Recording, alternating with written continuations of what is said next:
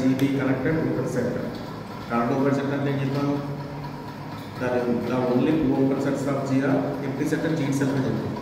అంటే it can be written as union of two disjoint open sets అని కూడా చెప్పచ్చు. G ని two disjoint open sets union రాస్తే G is connected.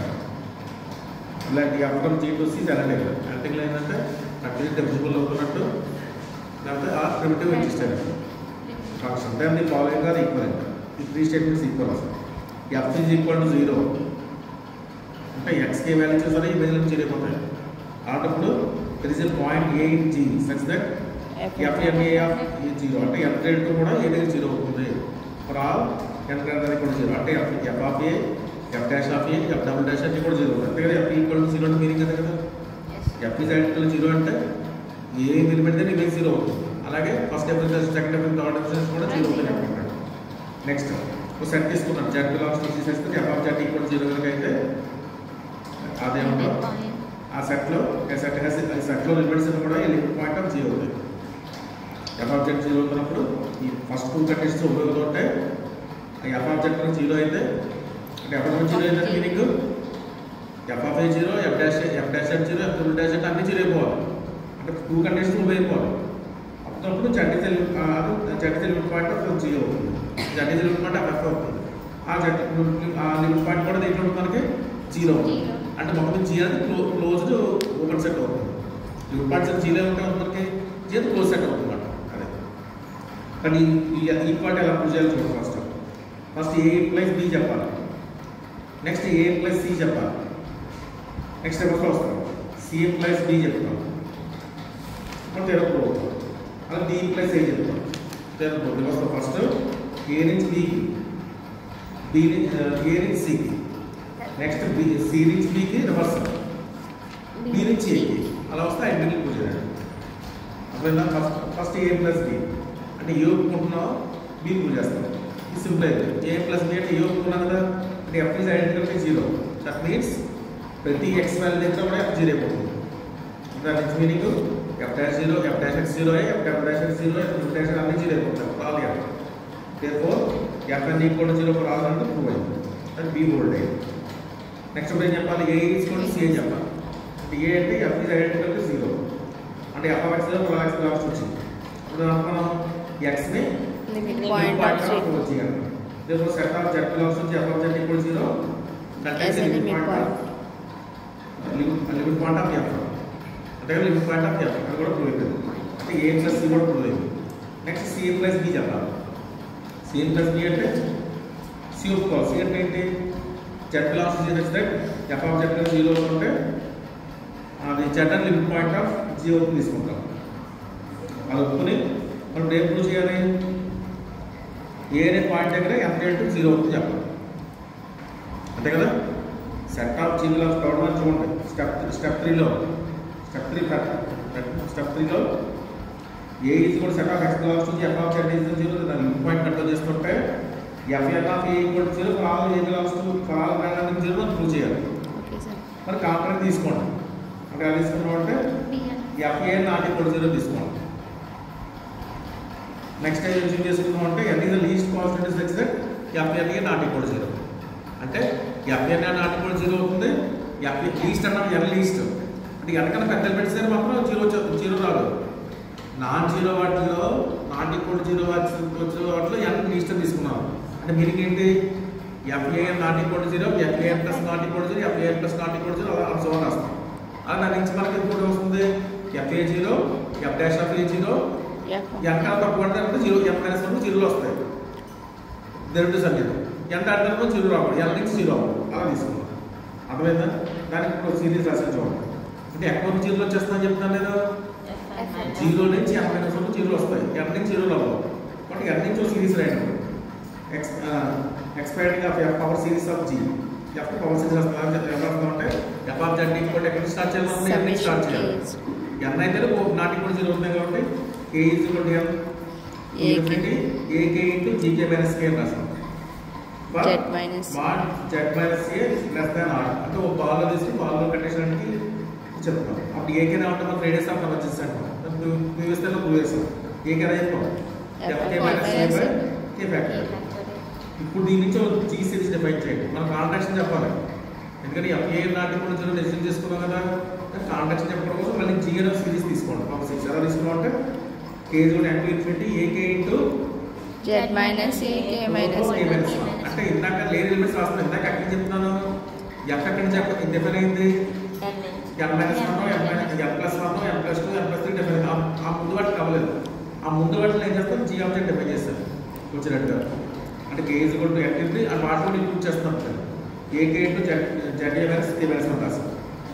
ఇది కూడా పవర్ సిరీస్ అంటే ఎలక్ట్రికల్ అయింది. ఎందుకంటే ఏకే ఎలక్ట్రికల్ అంటే పవర్ సిరీస్ అనేది ఎలక్ట్రికల్ అయింది.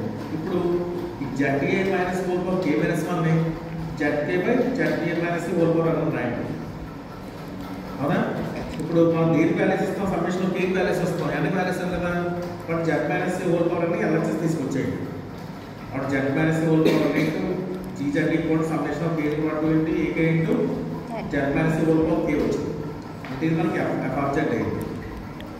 therefore f of z equal to z minus a into z minus a into a అని వచ్చింది. అంతేనా? Into g of z minus a whole power అంటే g of z. g of z అంటే మనం 0 quotient 0 అవుతుంది కదా, 0 అంటే రాస్తాం మనం. కాబట్టి ఇక్కడ ఏం రాస్తాం అంటే g of a is equal to a అన్న అంటే కూడా a అంటే మళ్ళీ f n of a f factor రాస్తాం. నెక్స్ట్ g అంటే ఇక్కడ ఎందుకంటే g కంటిన్యూస్ అవుతుంది. కంటిన్యూస్ అంటే లిమిట్ పాయింట్ కూడా ఉంటుంది. A is the limit point of G అని తీసుకుంటాం. ఎందుకంటే A is the limit point of G. Limit point of G తీసుకుంటే లిమిట్ పాయింట్ ఆఫ్ G అని రాయాలి. లిమిట్ పాయింట్ ఆఫ్ మీనింగ్ ఏంటి?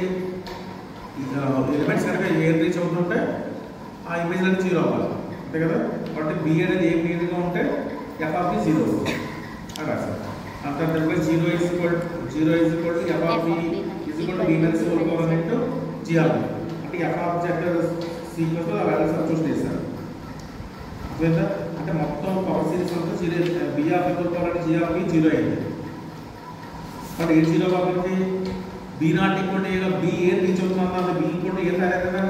But b minus whole power 0 అవుతుంది. But ఏ 0 వల్ల g of b 0 అంటే summation of a to n a k to b minus whole power k minus 1 0 అయింది.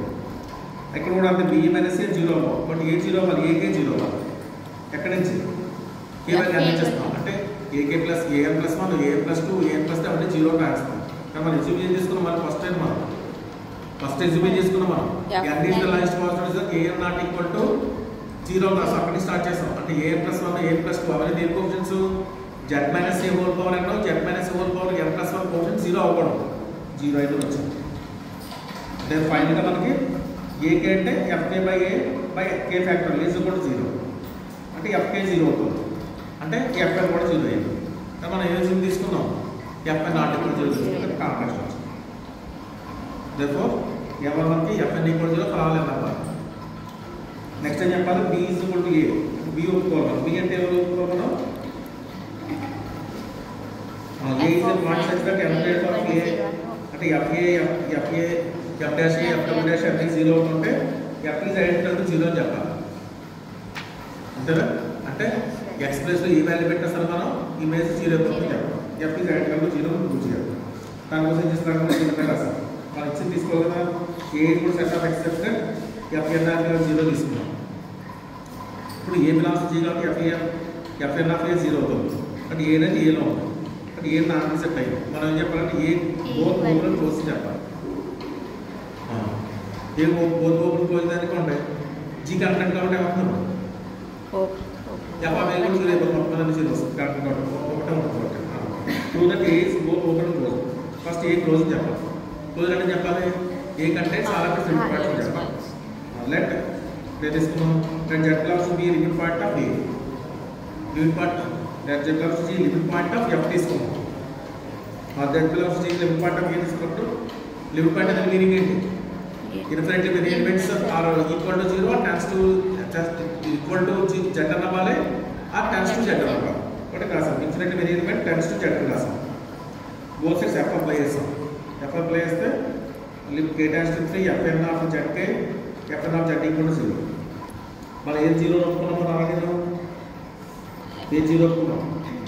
fn of zk Fn of k, sir. But Fn of k into zk, Fn of z వచ్చింది. But h0 లో మనకి Fn of z equal to 0 for all z belongs to f. z of మనకి unit point unit point కూడా మనకి 0 వచ్చింది. But A close అయింది. Next ఏం చెప్పాలి? A is open set. Open set అంటే A contents A unit point of is integral point Integral point.